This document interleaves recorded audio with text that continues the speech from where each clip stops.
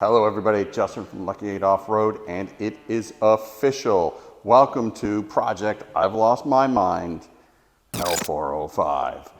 We are going to turn this into an awesome overland capable machine and do our best to keep it as comfortable as possible so you don't lose that Range Rover aspect.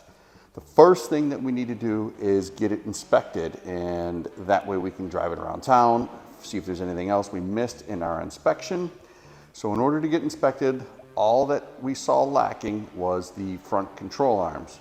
These cars are notorious for front control arms. So if you got a D5, Range Rover Sport, newer generation, L405, it's gonna be the same job.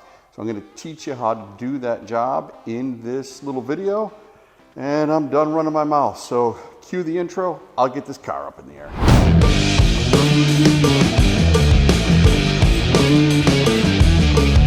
Okay, here is what the front control arm looks like.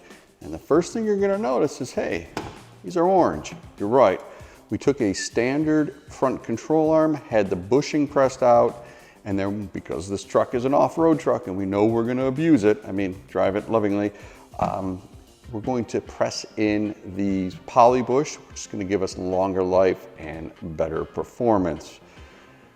To do that, it's pretty simple. Once the bushing's out, just tap them in place. I'm gonna go through that in hyperspeed, and then we'll move to the truck and I'll show you where they go.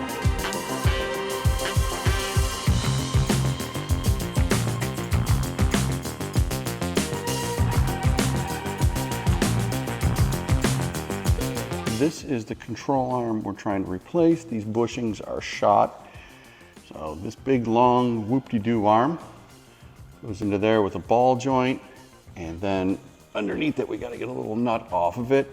Up here is a bolt that runs through it. It's a pretty straightforward, easy job. Let's get the wheels off and take a look from the other side. All right, the first thing I like to go to is this nut right here. Be careful, there's another one right on the bottom. It's a weird looking nut. It is a 36 mil 12 point. So you're gonna need a 36 millimeter socket, a big impact gun, or a big breaker bar to get this off. So we're gonna pop that off. I'm not gonna take it out all the way. I'm gonna then move on to the bolt, get that out, and then this will hold the arm in place. We can drop the nut down. So first loosen up, then the bolt. Let's roll.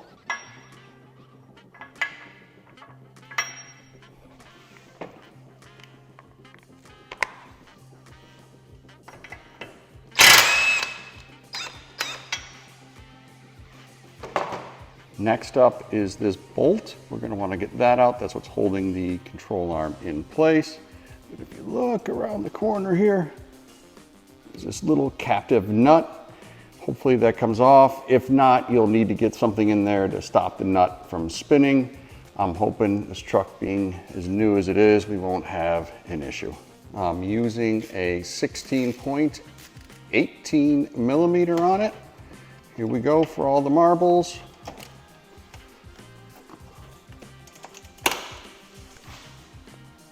Oh boy.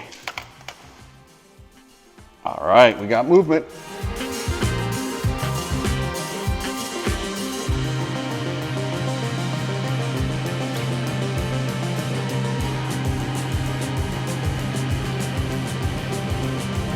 Here's the other side of that ball joint that we want to get out. So we're going to take the nut off that's already loose, get that out of the way, and I got lucky, this pops up. Sometimes you got to really hit it out on the bottom, or if you can get a hammer in and tap the side so it releases. And you got to wiggle it out. We want to be very careful we don't hurt that CV boot.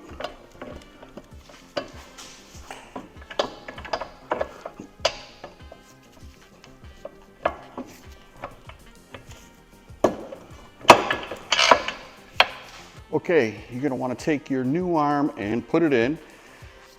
A lot of people are going to go and put the bolt in first. Then you're not going to be able to get your ball joint end in. You saw a little bit of a struggle there trying to get it out without hurting the boot. So we're going to put the ball joint end in first, put the nut on so it doesn't fall out. Then we're going to put this in place, run the bolt through, tighten everything down.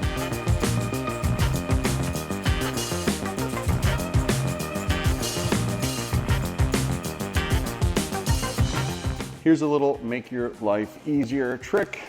You go to push this in, you're gonna notice that it doesn't want to even come close to aligning, because as the control arm is off, the suspension is no longer in the position it wants to be, and it is just floating, right? So you're gonna try to be pushing back on this and putting that up. I like to use a mallet, but you get the point. You're gonna be over here trying to struggle. Use a ratchet strap and just gently pull back on that.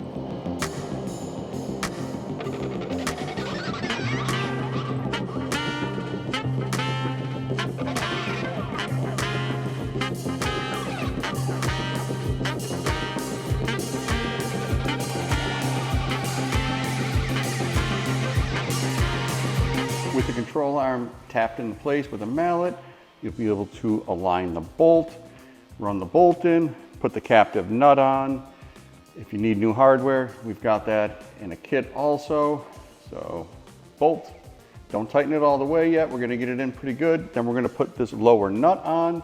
We're gonna tighten that all the way, and then we'll finish tightening up the arm.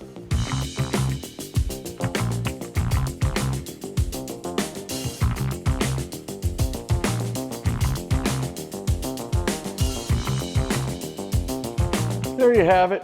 Not a horrible job. Some of the hard parts are going to be getting that lower control arm ball joint past the CV boot. So be careful on that. You're gonna need a 36 12-point socket to get that lower ball joint nut off, and 18 mil up top. But aside from that, it's really just a bolt and a nut to try to get those two things off. Pry bars helps. You can kind of wiggle that bushing, or the upper bushing mount into place. Not a super hard job, especially if you got it up on the lift, doing it in the driveway. Yeah, it's not gonna be the easiest, but it's not the end of the world either. And don't forget, use your ratchet strap, kind of pull this back. That'll help you get the bushing in place. All right, guys, hope it was helpful. See you in the next one.